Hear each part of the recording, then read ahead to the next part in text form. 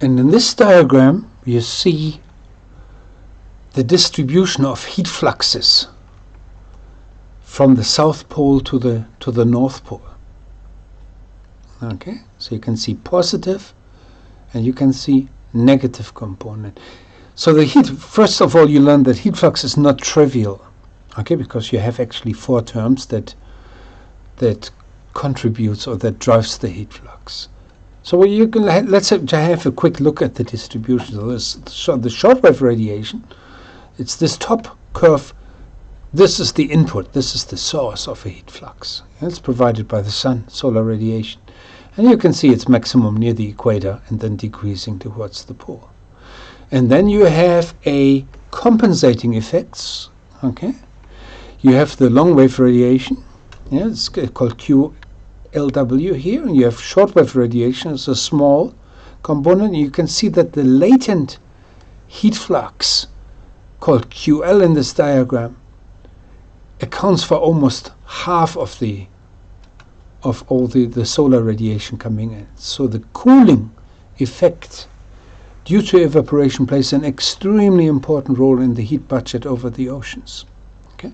Now if you look at the sum of all these terms, okay, that determine whether you get a heating or a cooling of the surface mix layer as shown in the bottom panel. Okay, there are two different curves here, but there's one corrected curve, which is sort of the dotted curve here.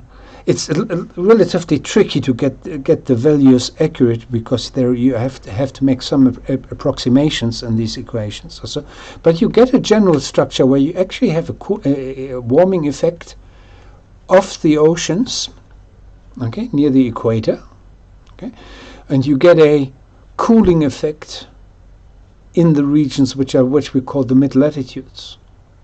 Okay, so in polar regions you can't see much in this, in this representation. So most of the action on cooling and heating actually takes place between the equator and something like 50 degrees north and south, and this is exactly the region that you learn later. These are the regions which are occupied by the subtropical gyres.